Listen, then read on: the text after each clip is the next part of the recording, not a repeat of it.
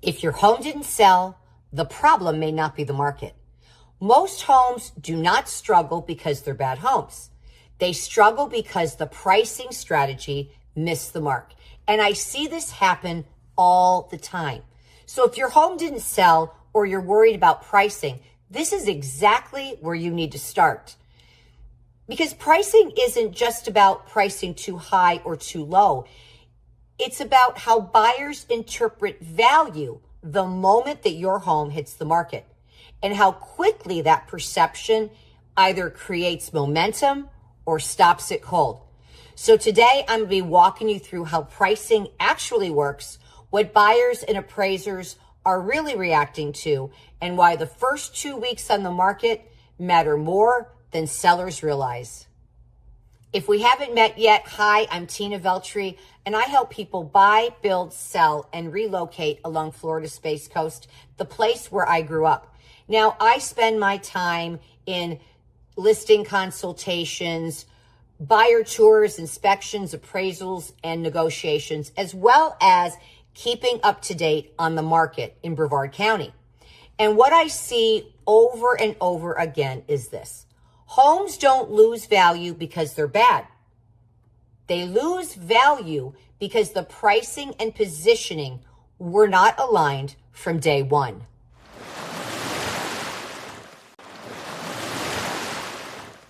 Pricing is positioning, not just a number.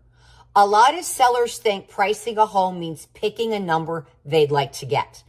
But homes don't sell based on emotion or personal math or what someone hopes to net. They sell based on market perception and market data. Buyers don't see your mortgage balance. They don't know what your plans are, and they don't see the number you're hoping to walk away with. All they do is compare your home to everything else that they can buy right now. And price is a signal. To buyers, it answers questions immediately. Does this home make sense? Is it worth seeing? Does this seller understand the market? And when the price doesn't align with reality, buyers usually don't make an offer or are willing to negotiate. They just disengage and move on. Now let's talk about the first 2-week rule. Those first 2 weeks that your home hits the market is your leverage window. That's when buyers' attention to your home and other homes is at its highest. New listings get the most visibility. Agents are actively comparing options for their buyers, and buyers are deciding what homes are worth seeing. If a home misses the window because it's overpriced or underprepared, momentum is lost, and it's very difficult to recreate that later on. Remember, price reductions do not reset buyer perception. They actually confirm it. Starting high to leave room to negotiate might feel safe, but in today's market, it usually costs leverage. Most overpricing isn't greed. It's fear of leaving money on the table. But starting high often costs sellers more in the long run. And for sellers dealing with a move, a timeline, or a relocation, that lost momentum creates real pressure real fast. If you're finding this helpful, please make sure to download my seller guide. It walks you through the full selling strategy step by step so you can see how all of this fits together. Now, let's walk through the exact framework I use when I price a home. How I price a home. Remember, pricing isn't guesswork. It's a system. And pricing only works when it's supported by preparation, presentation, and buyer confidence. Here's what that system kind of looks like. Fresh market data. I don't rely on outdated sales if the market is shifted, especially. I look at recent closed sales, current competition on the market, and what buyers are choosing right now. What homes are selling real quick? Because buyers compare your home to what they can buy today, not 6 months ago. Price per square foot reality check. Price per square foot does not price a home. However, it does expose bad pricing immediately. If one home is significantly above the range of comparable sales, buyers notice, and so do appraisers.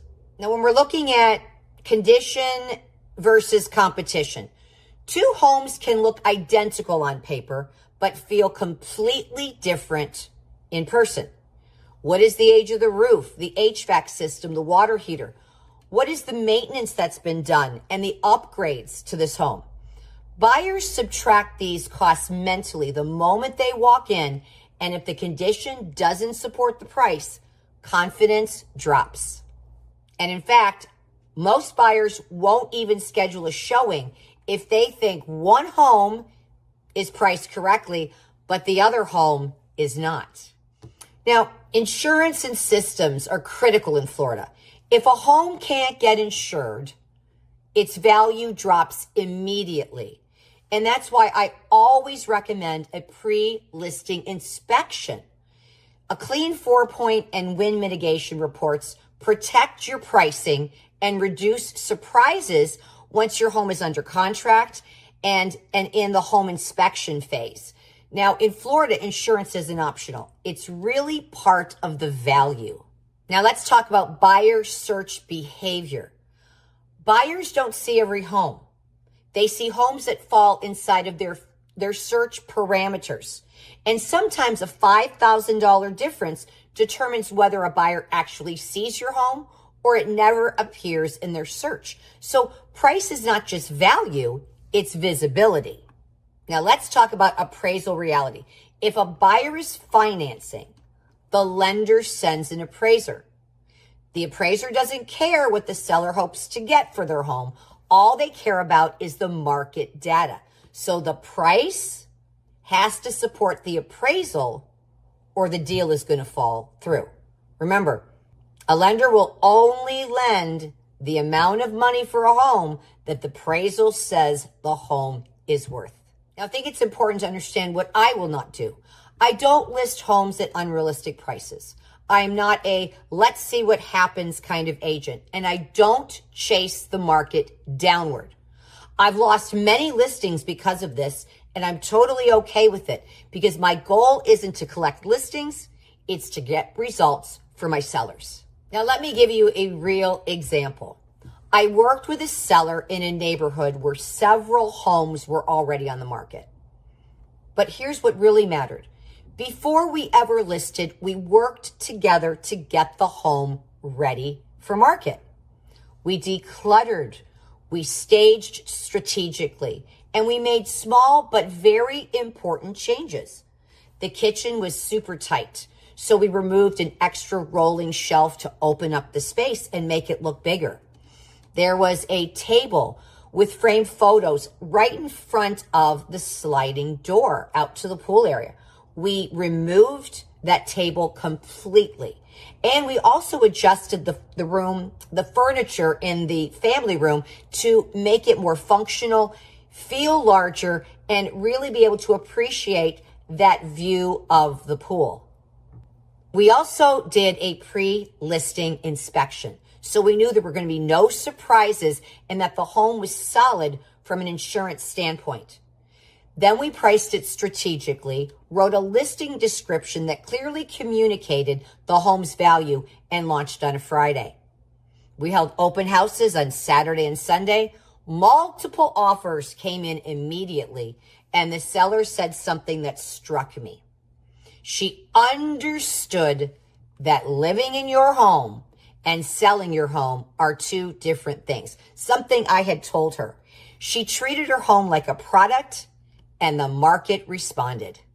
Pricing only works when preparation, presentation, and timing support it. If you want to learn more about how pricing fits into the whole selling system from preparation to negotiation, make sure to check back with me next Tuesday as I put out a new video every Tuesday. And my next video is going to be everything it takes to get a home sold, because pricing is just one piece of the strategy. If your home didn't sell, it usually means buyers didn't feel confident at the price they were seeing.